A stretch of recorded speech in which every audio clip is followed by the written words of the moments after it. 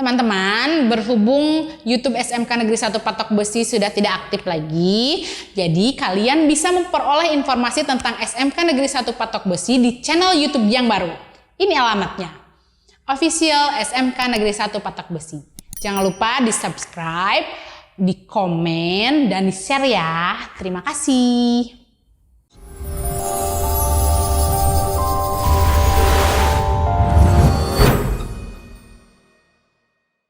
Assalamualaikum warahmatullahi wabarakatuh. Hai, berjumpa lagi dengan Ibu Marla, salah satu guru bahasa Indonesia di SMK Negeri 1 Patok Besi. Nah, kalau Bu Marla sudah nongol di channel YouTube SMK, berarti Bu Marla sudah siap dengan materi yang baru, khusus untuk anak kelas 11. Hari ini kita akan membahas tentang karya ilmiah. Kalian pernah nulis karya ilmiah? Karya ilmiah apa sih? Kita bahas ya. Sebelum nanti kita tahu lebih dalam tentang karya ilmiah, kita harus tahu dulu karya ilmiah itu apa sih? Atau jangan-jangan aku pernah nulis karya ilmiah ya ternyata. Ya, jadi karya ilmiah itu adalah suatu tulisan yang berisi fenomena atau peristiwa yang berdasarkan kenyataan, bukan fiksi ya, kenyataan.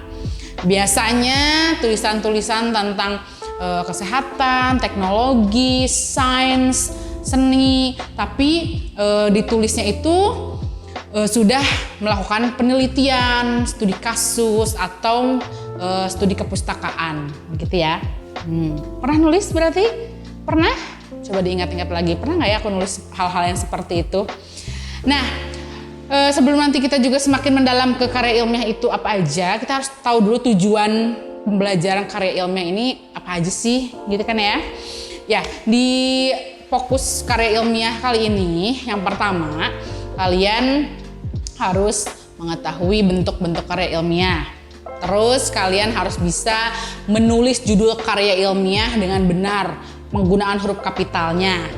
Kemudian yang ketiga, kalian harus bisa membuat daftar pustaka.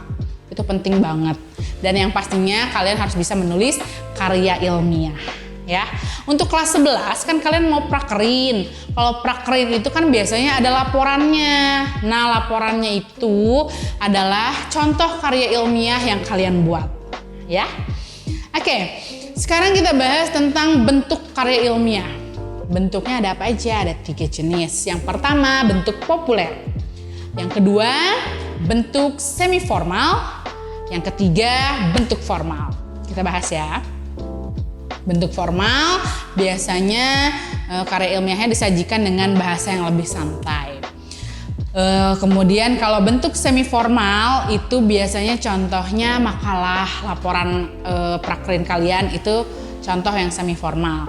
Dan untuk yang formal itu biasanya kayak skripsi, tesis ya, yang kayak gitu-gitu. Nah, bedanya apa sih struktur yang semi formal dan formal? Kita lihat dulu yang semi formal ya. Nih kalau semi formal itu dia biasanya cukup dengan halaman judul, kata pengantar, daftar isi, pendahuluan, pembahasan, kesimpulan, daftar pustaka gitu ya. Nah, ini kalau yang formal. Oke, kalau formal gini. Bedanya terlihat ya. Ini ada ada abstraksi kayak gitu-gitu ya, ada metode penelitian gitu. Sekarang kita fokusnya ke semi formal aja dulu ya.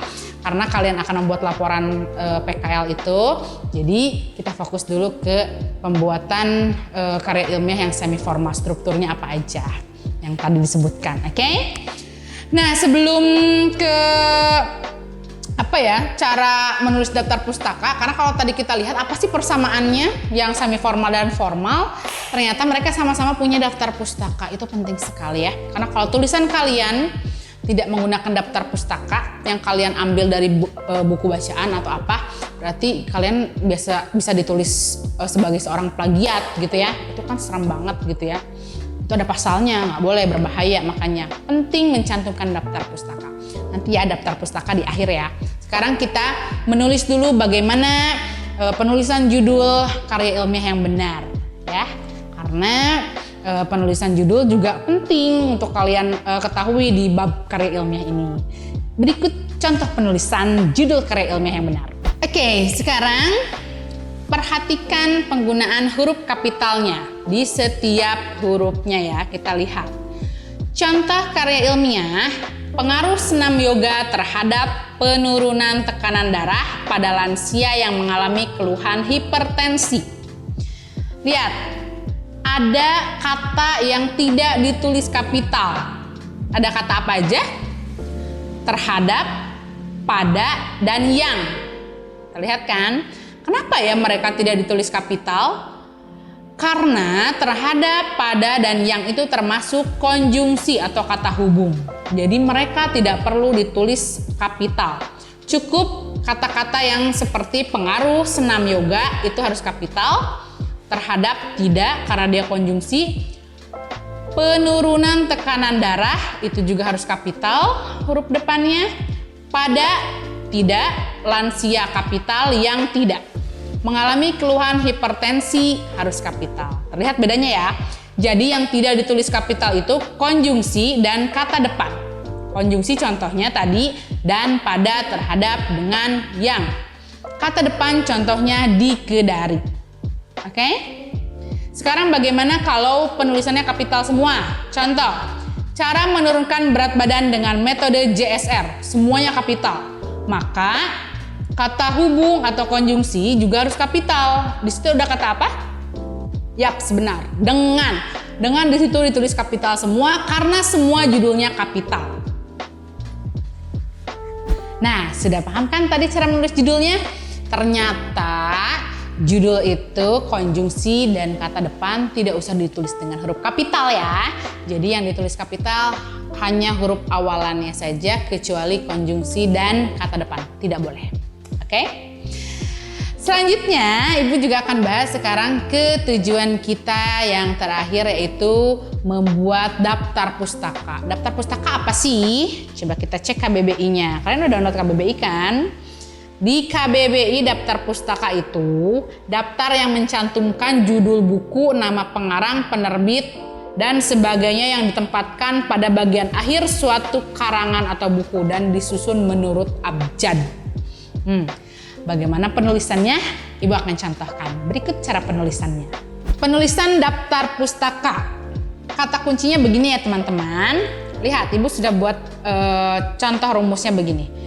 Natajukope. Berikut tanda bacanya ya. Na titik ta titik ju titik ko titik 2 p titik. Hanya ko yang pakai titik 2. Apa sih natajukope itu? Nah, nama pengarang harus dibalik. Ta, tahun terbit. Ju, judul buku harus miring. Ko, kota terbit, titik 2. P, penerbit. Jadi harus ada nama pengarang, tahun terbit, judul, kota terbit, dan penerbit. Contoh begini, nama pengarangnya Marla Erika Rifani. Berarti menulis nama pengarang di daftar pustaka harus dibalik. Rifani yang di depan, nama akhir yang harus di depan. Rifani, Marla Erika, titik. Begitu ya. Lalu bagaimana kalau namanya hanya Marla Erika? Tinggal dibalik juga. Erika, Marla, titik. Begitu ya. Sekarang contohnya adalah begini. Identitas buku, Marla Erika Rifani. Judul buku berbahasa Indonesia 2021. Penerbit Erlangga dan di Jakarta. Berarti cara menulisnya bagaimana? Rifani, Marla Erika, titik, tahun 2021, titik, masukkan judulnya, berbahasa Indonesia. Itu harus miring ya, tidak boleh tebal, tidak boleh bergaris bawah. Jadi cukup italik, cukup miring, berbahasa Indonesia. Titik, Jakarta, titik 2, Erlangga, titik. Itu contoh pembuatan daftar pustaka dengan satu pengarang. Sekarang kita lihat lagi jika ada 2 pengarang di buku. Contohnya Marla Erika Rifani dan Mila Santika. Tahun 2021, judul buku berbahasa Indonesia, penerbit Erlangga di Jakarta. Berarti bagaimana cara menulisnya? Kita lihat nama akhir pengarang. Itu ada apa? Ada siapa saja? Rifani dan Santika. R dan S duluan siapa ya? Duluan R, berarti Rifani yang ditulis duluan. Rifani, Marla Erika, titik, Mila Santika, titik. Kesananya sama.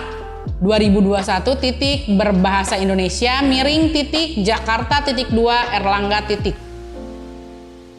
Kemudian bagaimana jika ada 3 pengarang dalam satu buku? Sama. Kita lihat dulu nama pengarangnya. Marla Erika Rifani, Mila Santika, dan Iis Dahlia. Kita lihat nama ujung pengarangnya. Rifani, Santika, dan Dahlia. RSD duluan mana?